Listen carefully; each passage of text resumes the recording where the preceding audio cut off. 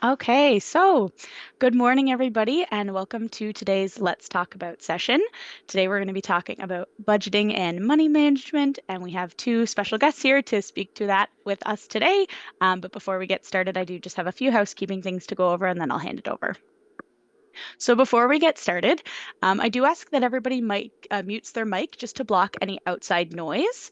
If you do need captioning, there is a button at the bottom of the screen. There should be like a small black bar that has a couple of different options, and on that there should be the option for closed captioning. If you have any comments or questions, you can go ahead and put it in the chat, and we'll have some time at the end of the presentation to go through that. And just so everybody knows, the session is being recorded, and the session will also be uploaded to YouTube, just in case there are any folks that weren't able to view it today. I'd also like to do a land acknowledgement before we get started.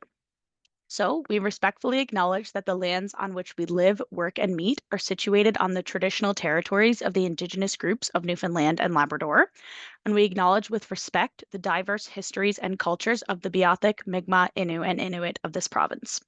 We honor the diverse Indigenous peoples who have cared for this land for the past generations and for the 7 generations to come. We are committed to listening, learning, and working in collaboration with Indigenous communities as we move towards reconciliation, respect, and mutual understanding. Let us carry this acknowledgement forward in our work and relationships as we strive to create a future that respects and embraces the wisdom of older adults and the diversity of all communities. So, a little bit about our two speakers for today. So, first we have Yvette Power. Yvette is currently a senior manager at BDO Debt Solutions in St. John's, Newfoundland and Labrador, with over 35 years of experience assisting individuals in resolving their financial challenges through the administration of consumer proposals and bankruptcies. In addition to her client facing responsibilities, she serves as a coach and mentor to new hires, guiding them in their professional development within their practice.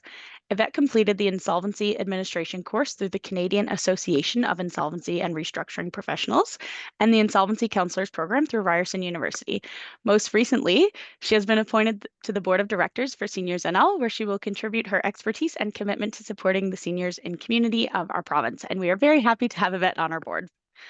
And our other speaker today is Paula Tucker. So, Paula brings over 2 decades of experience to the field of pharmacy education, having served as an educator in the School of Pharmacy. In 2016, she transitioned into the insolvency sector and joined BDO as an insolvency counselor in 2021. Currently, Paula serves as a frontline administrator, meeting and assisting clients daily with her financial challenges. Her expertise, dedication, and passion for helping others ensures she continues to make a positive impact on BDO's clients. Paula's unique journey highlights her versatility and commitment to the education and the financial well being of those she serves. So, that's a little bit about our two speakers. And I will go ahead and let them take over from there. So if you guys wanted to go ahead, I will hand it on over.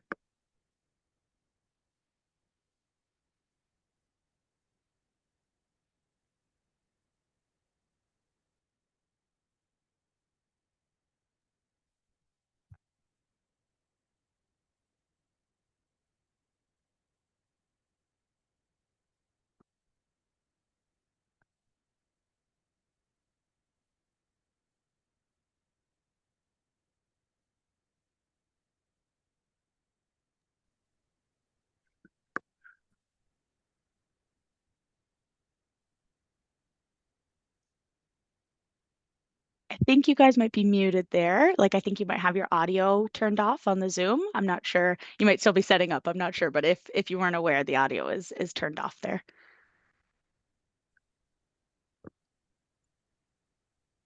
Now, can you hear us? Yes, perfect. Yep. Good. Can you see our screen as well, Courtney? Yeah, you can go ahead and share your screen. Okay, share the screen now.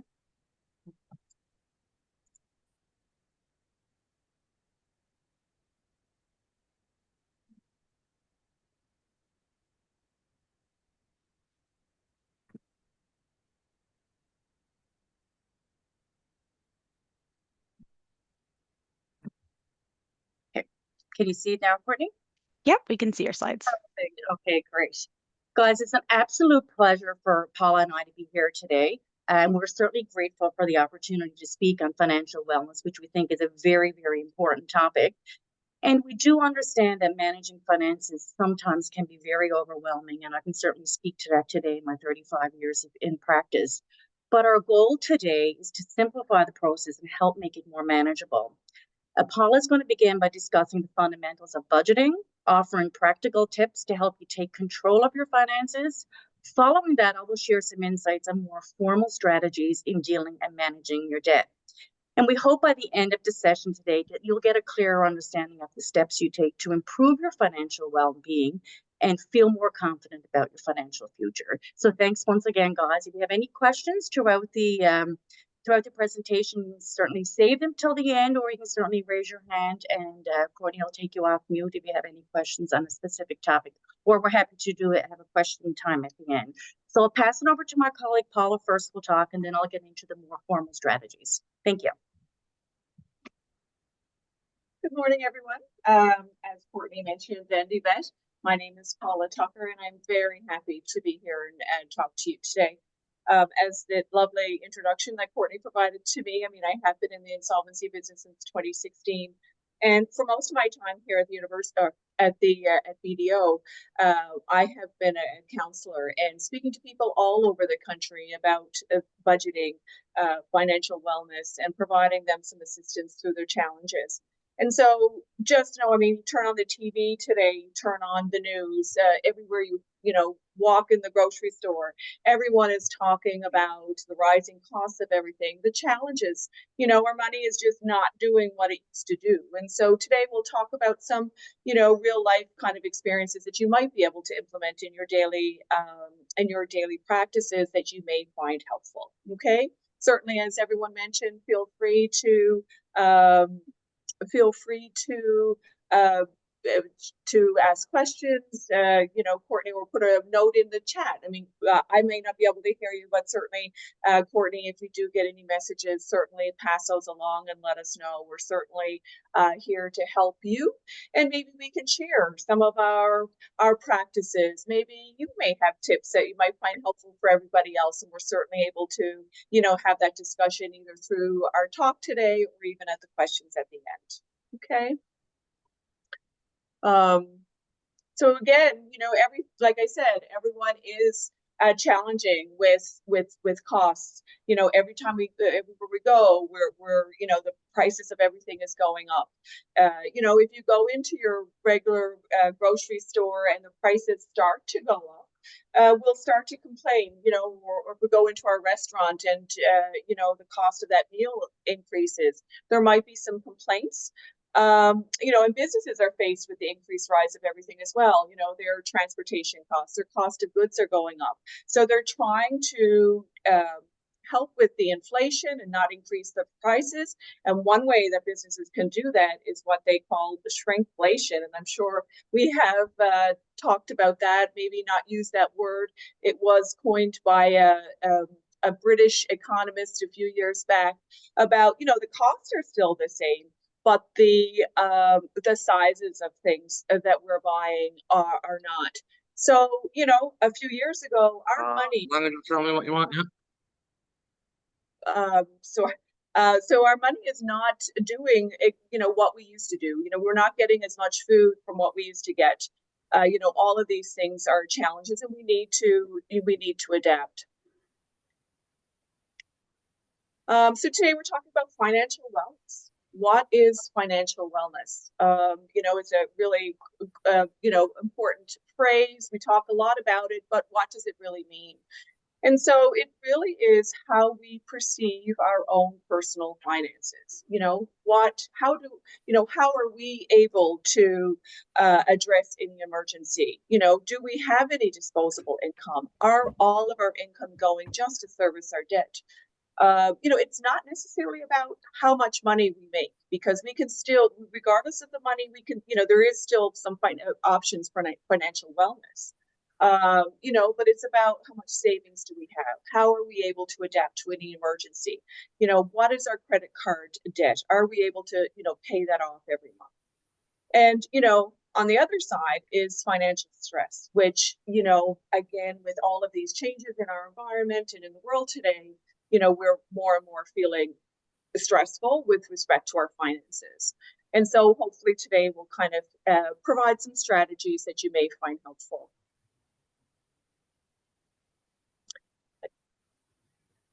So where to start? It can be very overwhelming.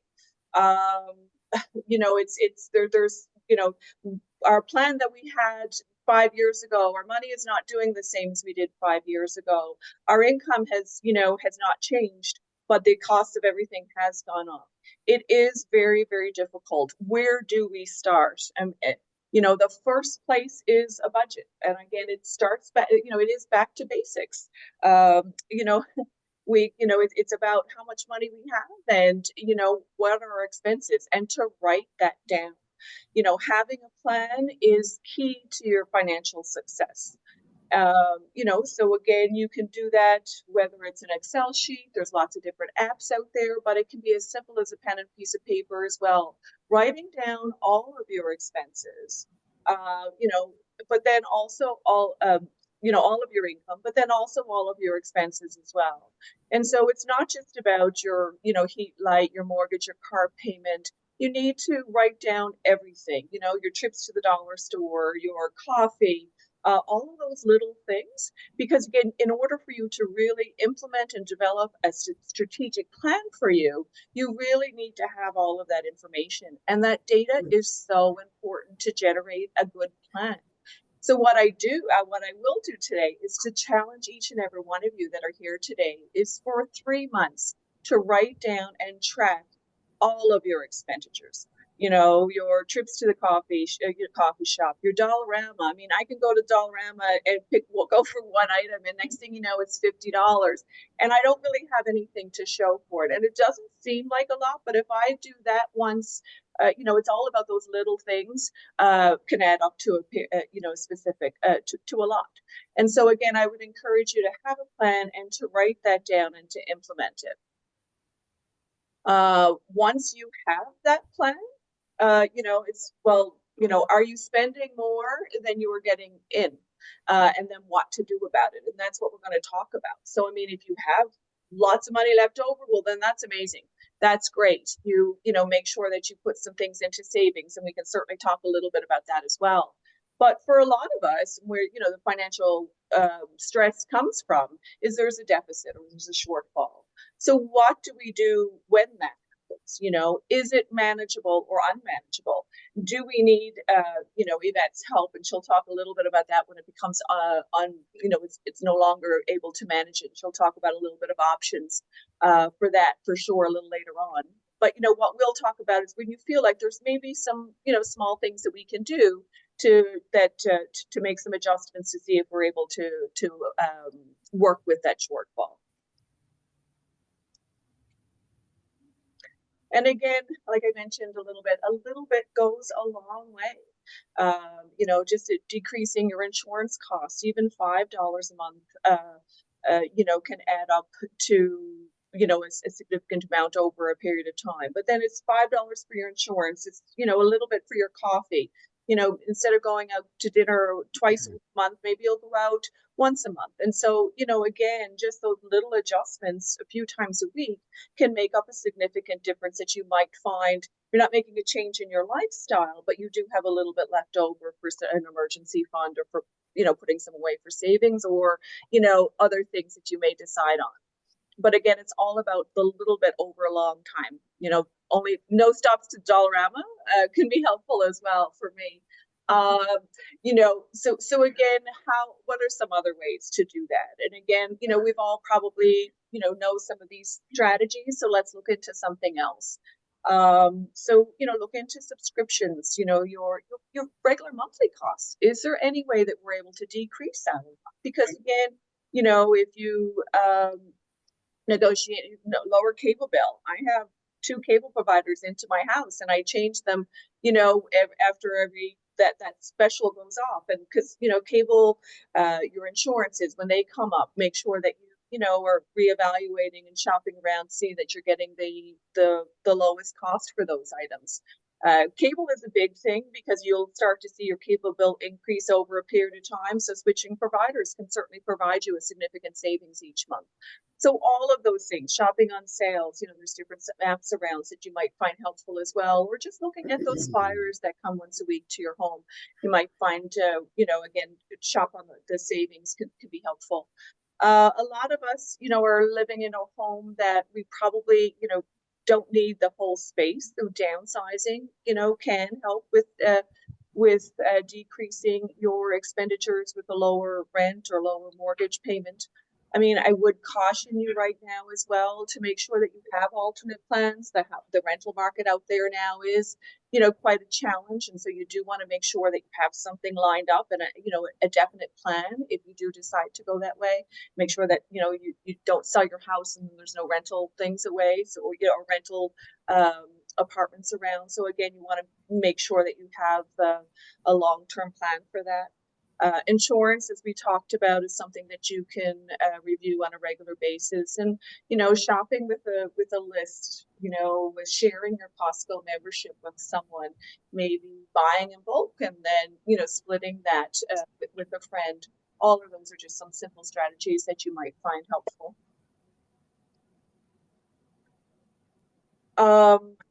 So, and with those savings, what do you do with those? I mean, a lot of times will help to go with those expenses, especially if you have that shortfall. But it is so important to put a certain amount of money into savings. And you do want to make sure that, some of your income is going away. There are always going to be those expenses that you're unable to account for. There is going to be, home repairs. Your car will need winter tires, and, there's going to be those expenses, registration, those unplanned expenses that come up. So we do need to plan for those, and putting some money away is vitally important. So, again, this is one of those challenges. Again, even putting $1 away a week and then increasing it by $1 each week, even that at the end of the year, we'll have about $1,400. So again, it doesn't seem like a lot, but again, it's all about those little bits over a period of time. There are some resources out there that you can utilize for savings. I did find this directory and where they list a number of the savings for seniors. There's banks provide options, a lot of great Tuesdays in the shoppers. There's all these discounts for seniors, and certainly utilize them. If you're not aware, ask if there is a seniors discount. Again, they'll certainly often provide, or they'll certainly look into that and see if there's anything available. This website does provide a list of a number of different restaurants, food, groceries, hotels that are available. It is all throughout the country, so it might not be, some of the companies listed there may or may not be here in our province. But again, if you're traveling, you can use this to kind of see if there are any seniors discounts available for, transportations, dining, entertainment, that, certainly can be helpful. But all of the, all of the savings and budgeting and whatnot, there still is, a need for credit and borrowing. So, again, what does that mean for us, and how do we implement it into our daily lives, and how do we manage it? And what are the cautions for it? So before we get into that, I mean, I use this a lot in my presentations because I do love it. So if I was to give you a magic penny that doubled every day for 30 days, or if I was going to give you $1 million, what would you choose? If I'm going to give you $1 million right away, you can do whatever you want with it, or I'm going to give you that magic penny, what would you do? And I can't hear your responses. And I love doing that and kind of getting some interaction.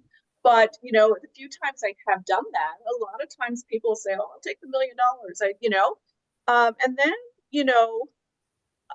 I try to, then I show them these slides.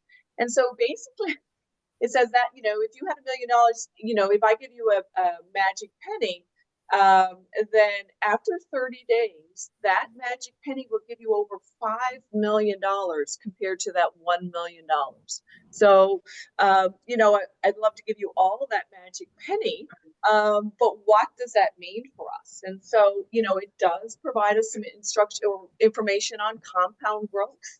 about putting money in and how it's going to help with the savings. Again, sometimes taking that delayed gratification and that, yes, we have to put some money away, but that's going to benefit us later on. And so the importance of that.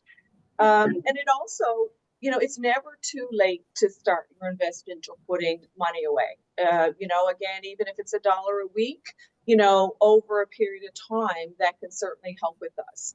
And that, maybe we didn't have the opportunity earlier on in life to kind of start and, continue to grow, but it's still important for us now moving forward.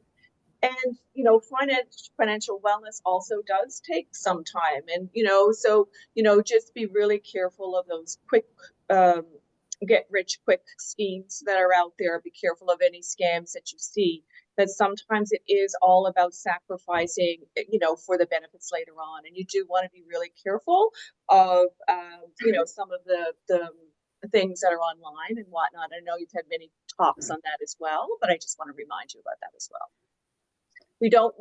We want our money to work for us and not to have to work for our money. We don't want to have we don't want to lose it either. So you want to be careful with that moving forward. So the cost of credit. Credit is we're using somebody else's money to live, and it's great, and we do need it. Everyone kind of implements it into our lives for sure. But Albert Einstein said, he said it's the eighth wonder of the world. He said, those who understand it earn it. And those who don't will pay it. We don't want to use all our disposable income to service our debt, and that's what we want to be careful with and be aware of when we're dealing with credit. So what to do when we're taking on this? So we need to be aware of the interest rate. If we're going to take, I'm going to get my math out there. If we take a $15,000 loan over 3 years with about a 7% interest rate, paying about $15,000 to $2,000 interest. So, and again, I don't have my math in front of me, and I hope that's correct. You can fact check that. Let me know if it's correct. But just, certainly, again, it's going to cost you some money over a period of time to have that. So you want to be aware of it, know your interest, know what it's going to cost, know how it's going to affect your credit score. So again, the interest can be different if it's a secured or an unsecured loan. So you want to be aware of it and do your research. It's not just about that monthly payment that you're going to have. It's all about what you're going to be paying at the end. If you are going to guarantee someone's loan, so if you have a child or a grandchild who you want to co-sign for that loan, you are financially responsible for that debt. So you do want to be careful that, in the event that they're unable to make that financial commitment, that you're able to take that on. That also goes towards your debt to income ratio if you are choosing to move forward and get credit moving forward. That co-sign of the loan that you have, or that as a co-signer, that certainly contributes to your, maybe your ability to get credit forward. So you do need to be aware of that. Spoke to many people who said I didn't really, understand what that meant. So you do want to be careful. Also too, like you can have, so Visa cards. I mean, we, in my family, we have one for myself and my husband. We are the primary card holders, so we are responsible for that debt. But I've also provided one for my son. Now he has a Visa card. His name is on that card, but he would be a supplemental card holder. He is not responsible. That doesn't report to the crediting agency. There is no way responsible for that debt. So sometimes people aren't aware of the differences. So you want to be are you a primary care card holder, or are you a supplemental card holder? Because sometimes people have it and think they're increasing their credit. Well, that may or may not be true.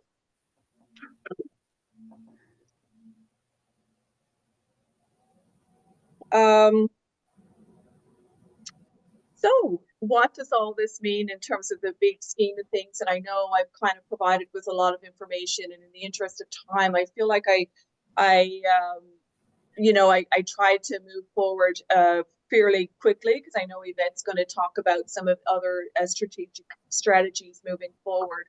But I'd like to provide a summary for my talk today. And again, just to remind you that budgeting is the most important step. That is where we all need to start. We need to have a plan for our money.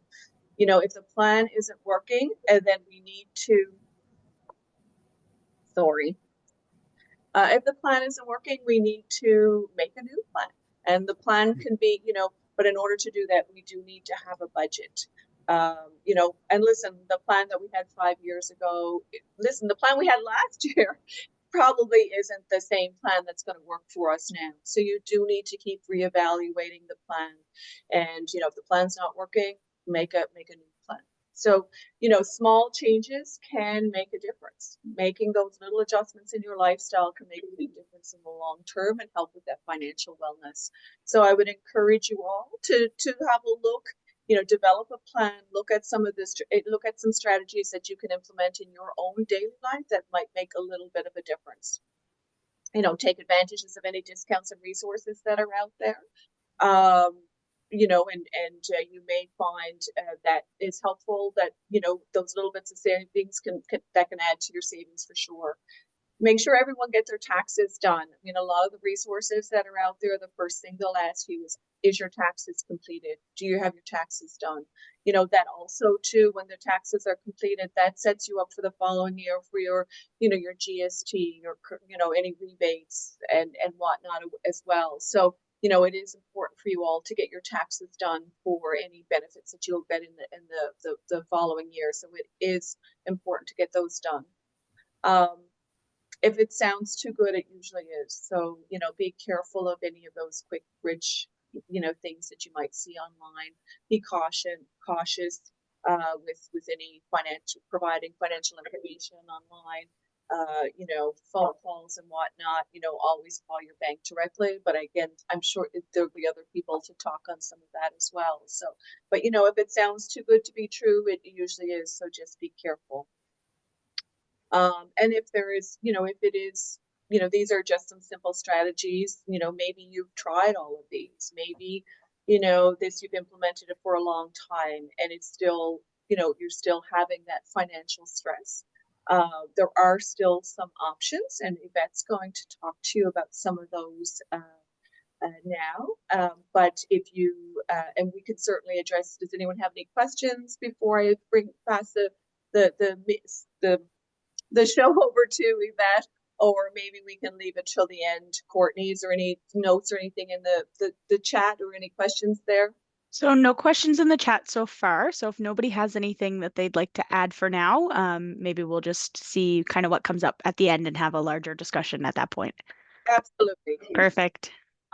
So Yvette's going to talk to you now about a little more strategies that can help when all of these are not working, and I'll pass the mic over to her, and she'll continue, and we'll certainly have some opportunity for questions after. Perfect. Thank you, Yvette. Hi again, everybody.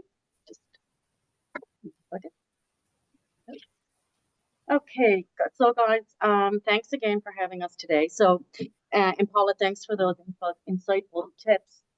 But regardless of how much budgeting you do, sometimes there's just not enough money to go around. And a lot of people in our province are on a very fixed income, and we can budget and budget and budget, but at the end of the day, there's just so much money to go around. It's very important to have a budget, but again, it's when you're on a fixed income, by the time you pay your heat, your light, your food, your groceries, there's just not enough money to go around, which then a lot of people then get involved in credit card debt, bank loans. So I'm going to talk more strategic ways of dealing with your debt when a budget just don't work for you. And so before I get into that, I'm going to talk about some warning signs of debt. So receiving frequent calls from creditors, collection agencies. We hear this all the time from our clients. Creditors and collection agencies are not allowed to call your place of employment. However, it happens all the time. And the way they get around it, oftentimes, because there's the rules in Newfoundland and Labrador, like they're not allowed to call your place of work, they're not allowed to call your neighbors, they're not allowed to call your friends, they're not allowed to call in the evenings. But they get around that because you have outside agencies that are calling that are not following the rules within the province of Newfoundland and Labrador. But you can certainly make a complaint. And I'll just relate to a client that we had not too long ago. She was an emergency dispatcher. The collection agency was constantly calling her place of employment, which was tying up the 911 lines. And they were relentless. And we ended up having to get the Office of the Superintendent of Bankruptcy involved because they were just tying up all the lines, which you know the dangers that can happen with that. But so it's really important that if you relate to any of these signs, I'm going to talk about, reach out for help. Another one is having no savings. And I have many clients mention they have 1 month left over at the end of the money as opposed to more money left over at the end of the month. Spending all your money before payday, robbing Peter to pay Paul. We've all heard that. And using your credit card or loans for everyday expenses. I'm a big supporter of that. However, if you're using your credit card every day for your monthly living costs, and a lot of people do that if they're air mile collectors and they collect points. But the key is if you use your credit card, you pay it off at the end of the month. We all know the interest rates that are associated with those credit cards. So it's important that you pay your credit card at the end of the month. I mean, you might go out and purchase something that's a super, super good deal, that's 50% off. But if you're not paying that credit card balance off at the end of the month, was that really a good deal? And just having trouble making the minimum payments on your credit cards. Just making the minimum payment is not going anywhere for you. So I'll talk about ways to deal with that. Financial worries cause stress, it causes marital problems, causes family problems. So it's so important to reach out. And the other thing that I will add here, and I'll just share an experience from a client that I had in the past. There's just so many myths around reaching out to a licensed insolvency trustee. You're going to lose all your assets, and I'll get into that because you don't. So I had a gentleman who had a significant amount of debt, and he was struggling. He was very stressed. Things weren't great at home. And trying to deal with his debt, he collapsed a $50,000 RRSP to help pay the debt. So it's two problems here. One, now that he cashed the RRSP, he had a huge tax bill. Number two, most importantly, had he reached out to me before he made that decision, I would have said, do not collapse your RRSP. If you file a bankruptcy or a consumer proposal, those are creditor protected. You keep that. They are meant for your retirement. So it's important.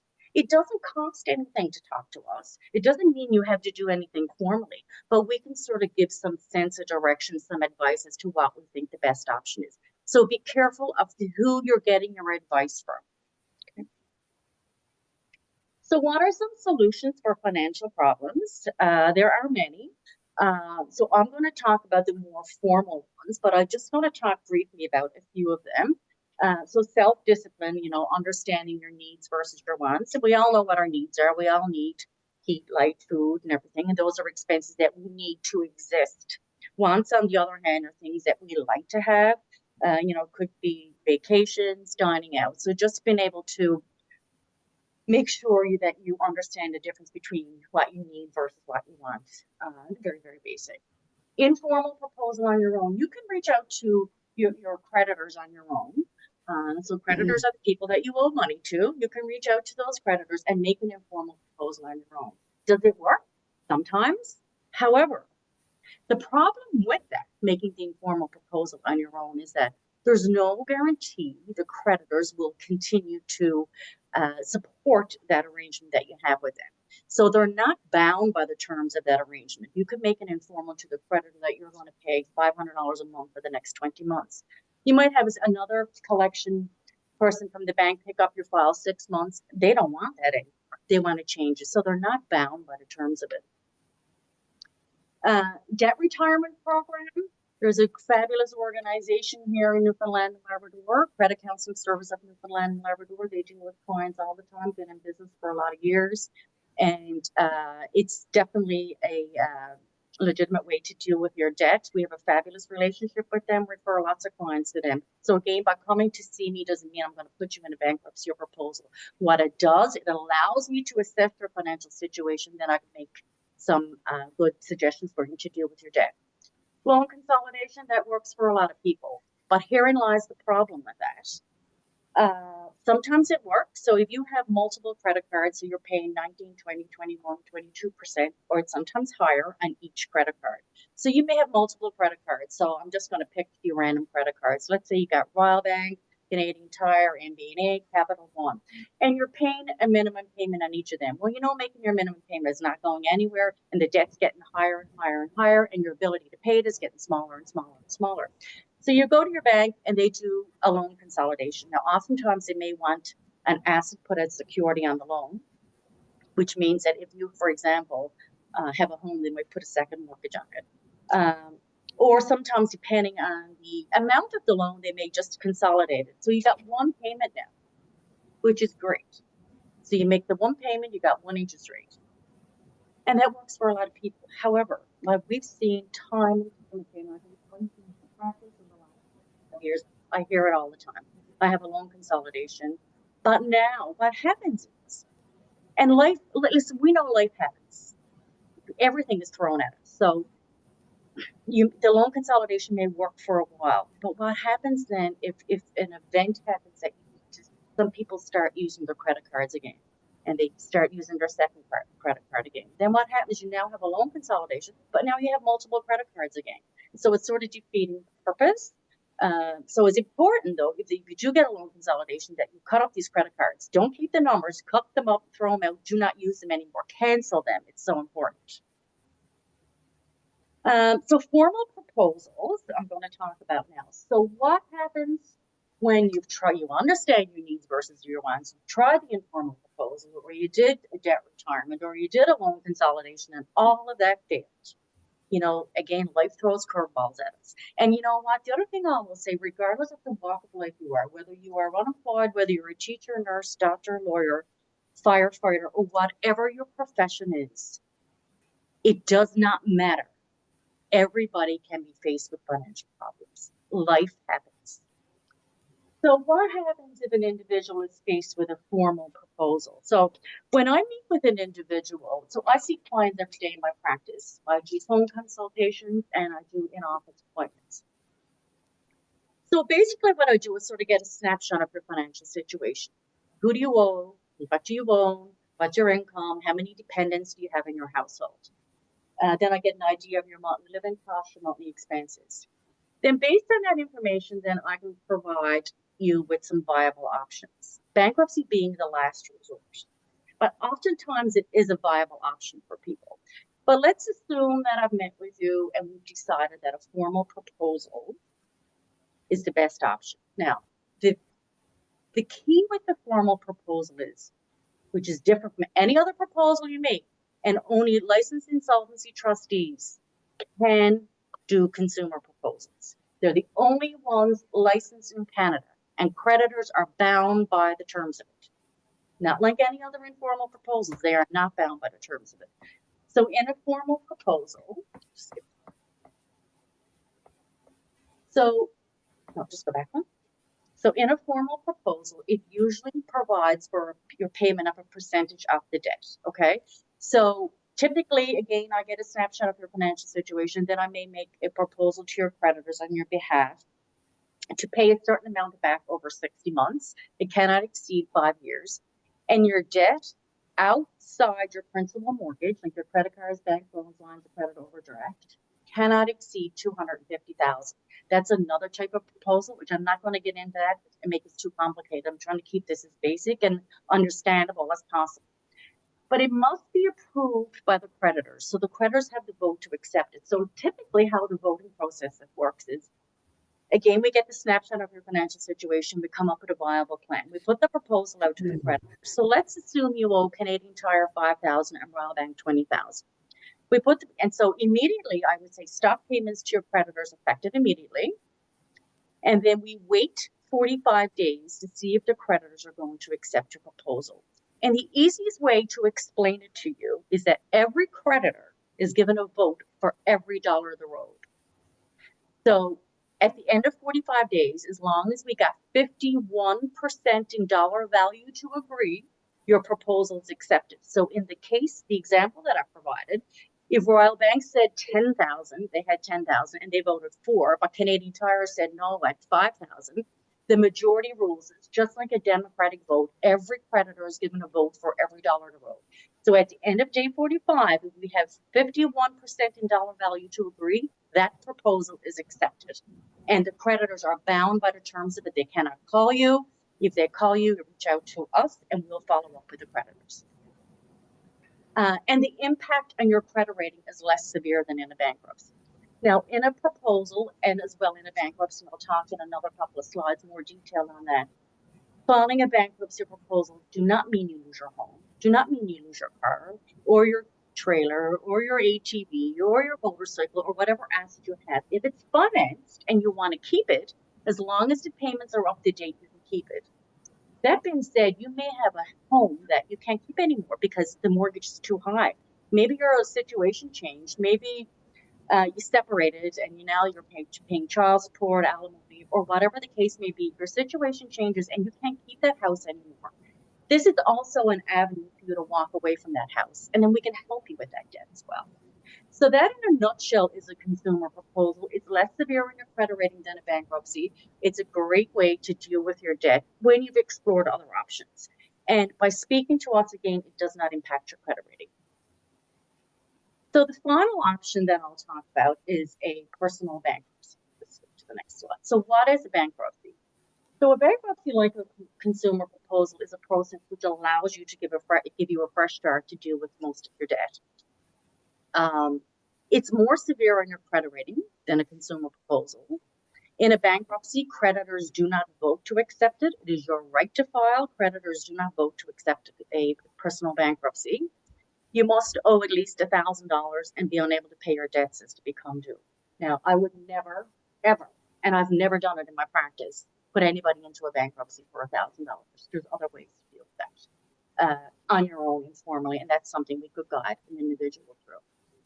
What happens to my wages during my bankruptcy? So again, it's the same application process. So we get an idea as to what your financial situation is, and then, maybe the proposal is the best option, or maybe the bankruptcy is the best option. But when you go through a bankruptcy, you're more under the microscope, for lack of a better word, is that your income is monitored every month in a bankruptcy. So if you are a first-time bankrupt, the trustee is required to monitor your family income every month for 9 months. Okay. So how we do that, we give you forms that you have to complete each month. They're called monthly income and expenses. Very basic. You write in your income, you write in your expenses, and show proof of income. For a single person in Canada, you're allowed to bring home a net income of $2,600 net a month. Anything you bring home above that, you pay in 50%. So if you bring home $3,000 a month, you're allowed a base of $2,610, and you pay 50% of that difference. So your payment works out to be about $200. That guideline is set down by the federal government. It's the same in Newfoundland as it is in Vancouver Island. So if your average income at month 9 is above your guideline, your bankruptcy is extended to 21 months. So in a first-time bankrupt in Canada, you could be in bankruptcy anywhere from 9 to 21 months. The second-time bankrupt is 24 to 36 months, depending on your income. But your income is under the microscope in a bankruptcy. Now, do I continue to pay my creditors when they go bankrupt? No, in both a proposal or a bankruptcy, stop payments to all your unsecured creditors. So when I say unsecured creditors, those are creditors that are not a link to any of your assets. Like they would be like credit cards, bank loans, lines of credit, overdraft. They're called unsecured. They're not attached to an asset. So you can stop payments to all creditors effective immediately. Even in a proposal, when we talked about the 45 days. Well, even in that 45-day period, even though we don't know the proposal is accepted, we still stop the payment during that period of time and wait to see if it's going to accept. So we stop payments effective immediately. Most lawsuits and wage attachment stop as well. So, and I have many clients over the years, they may have, their employer may call them in to look, I have a wage attachment here from CRA, or I have a wage attachment here from MBNA or Capital One or any of the creditor. We have a right to stop a wage attachment, okay? There's an automatic stay of proceedings, which means all action against you is stopped once you file. Most of them, except we don't have the authority to stop payment or child support, wage attachments, or any fines or penalties imposed by the court. But if you've got your wages attached by an unsecured creditor or CRA for income tax, we have the authority to stop those wage attachments.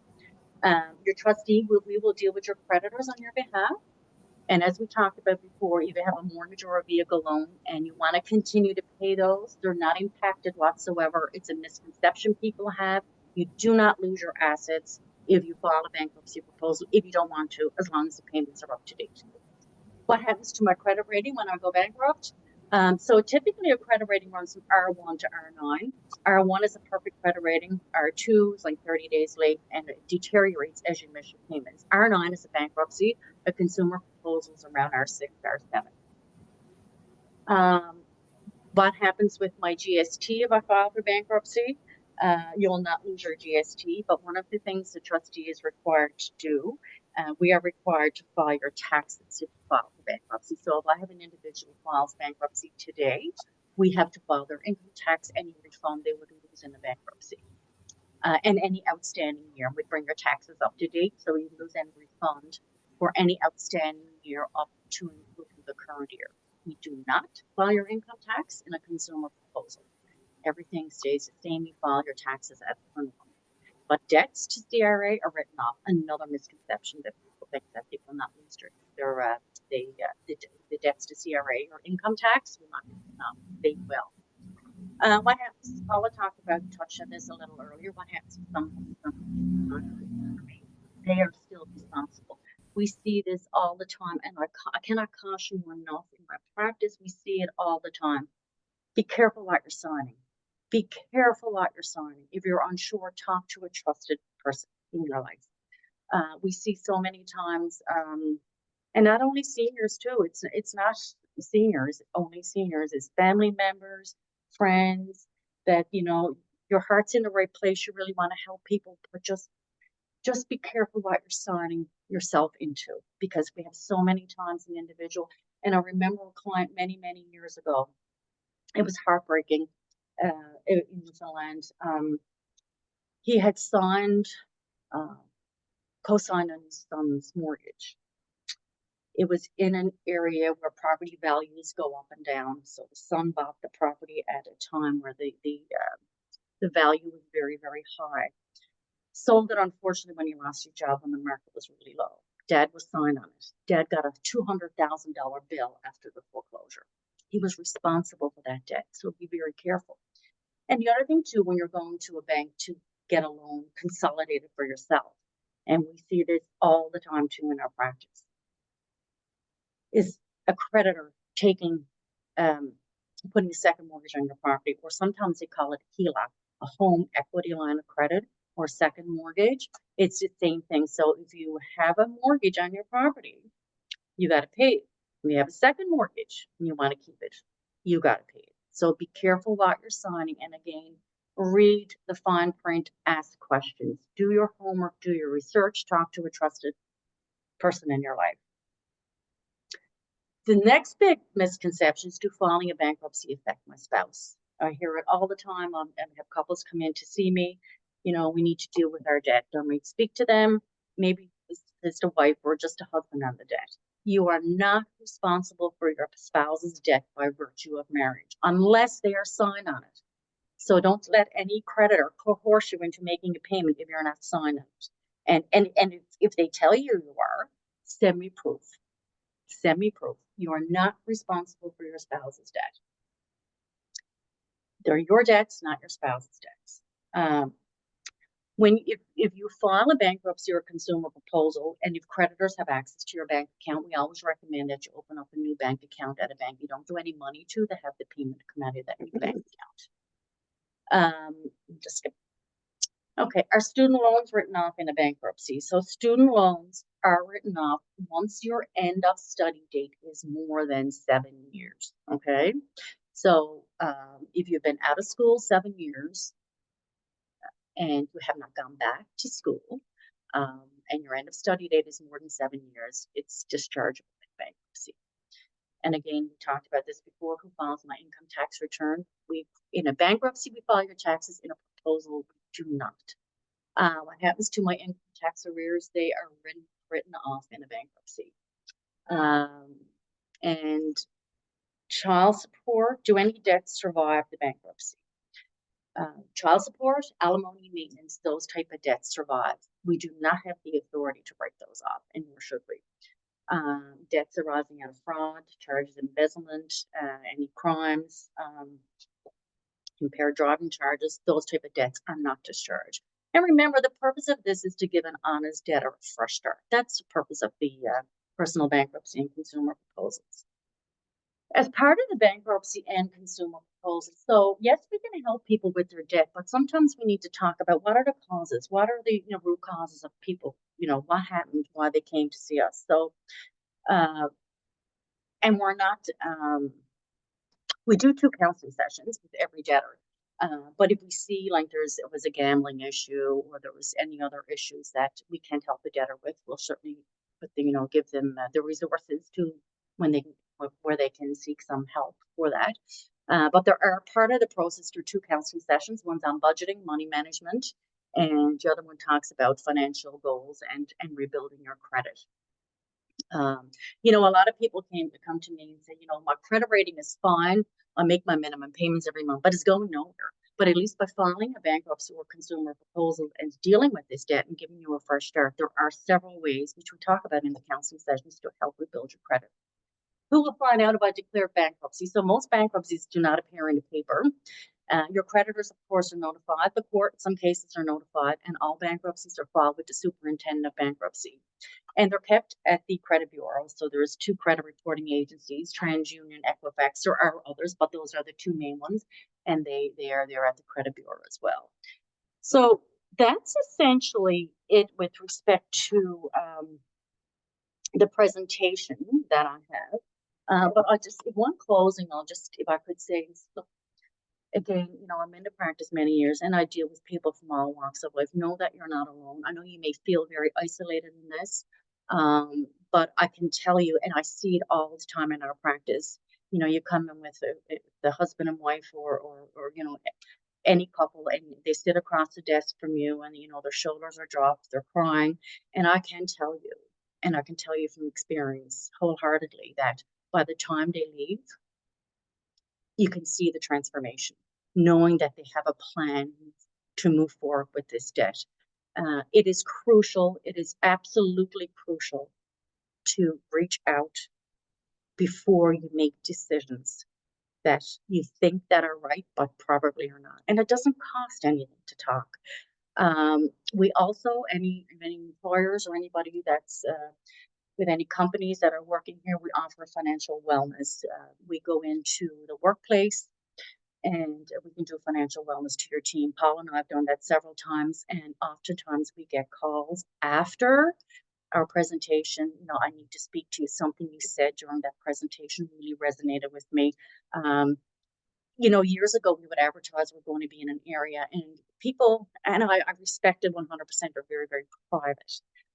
We don't want to be seen in this area because people are going to think that I have financial problems. But if employers take the responsibility to bring professionals like ourselves in to talk about financial wellness in the workplace, because there's a huge percentage of people, I'm going to quote, and this might be a couple of year-old figures, but 25% of people spend a huge amount of time at work dealing with their financial problems. Of course, they're stressed by dealing with their financial problems. So if employers take the initiative to bring professionals in, talk about financial wellness, so we're not targeting anybody. It's a wellness thing. We're bringing everybody together, and people will be totally transformed. They'll be more productive at work. They'll be happier. Their family life will improve.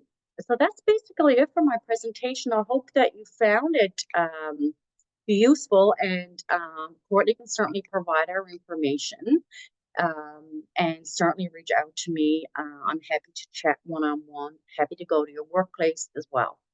Thank you. Questions? Okay, well, first of all, thank you so much, Yvette and Paula. I'm going to have a look at the chat here. There's a few thank yous, wonderful information. No specific questions coming up in the chat right now. Like you said, I can hand out your personal or your work contacts because I know some people might have questions that they don't want to ask today in the presentation, but might want to speak with either of you personally. So if it's okay with both of you, I can send out anyone who's looking for your contact information that as well. So if any questions do come up that they'd like to speak to you directly about. Any questions before I do kind of move into that housekeeping bit though, if anyone wants to pop anything in the chat. And I just want to say thank you to both of you because I know some of the concepts and topics that we're talking about can feel really big and scary. So to just kind of talk about them and learn a little bit more about them, I found super helpful personally. So I know that others in the chat, I'm sure, are feeling the same. Yeah, so some thank yous. If there's no questions, I will go ahead and move on to some of those final housekeeping slides. And again, Yvette, that's okay with you, hey, if I send out some of that contact information for anyone. 100%. Yep. Perfect. Okay. So with that being said, I'm going to go ahead and just switch over to some final housekeeping things just on my side. So just bear with me here one moment. And yeah, so helpful. Such good stuff to know. And I feel like it's conversations that sometimes people are a little afraid of having as well, Mhm. right? So just to talk about those and to get those conversations happening is really helpful. So let's see here. Just a last few things from me for today. Bear with me here. My computer is very slow today and yesterday for some reason. So let's see. Can everybody see my slides there? Yep. Okay, perfect. So if anybody needs a certificate for today for professional development or further work, you can send me an email, and that's outreach@seniorsnl.ca. It's the same email you would have got the link for today from. If anybody's interested in being a friend of Seniors NL, so Friends of Seniors NL is an intergenerational opportunity to engage people of any age in the well-being and independence of older adults. Friends of Seniors NL will be given business cards to distribute to those they feel can benefit from Seniors NL information and referral services. They will also have the opportunity to attend any presentations or workshops that Seniors NL might have in their communities. And our next Let's Talk. So on February 12th, we have the Association for New Canadians coming in to discuss immigration and understanding immigration. And this is going to be part of kind of a three-part Let's Talk series where we will have a couple coming up now in the end of the winter and early spring. So that will be our first one.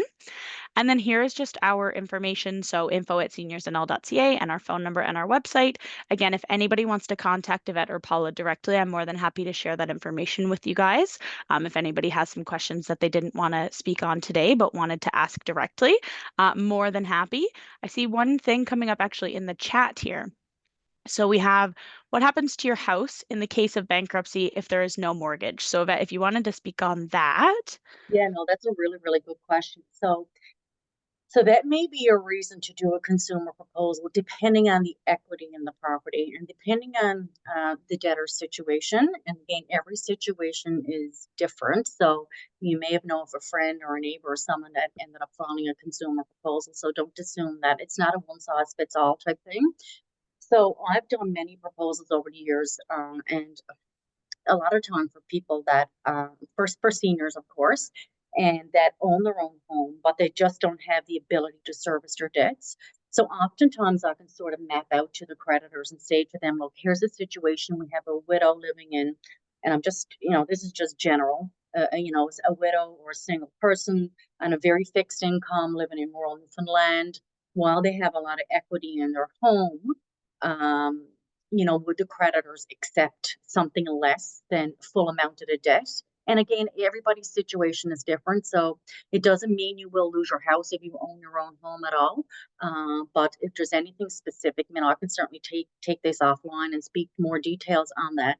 But there are some ways around that. But if you own your own home, oftentimes a proposal might be a better option than a bankruptcy.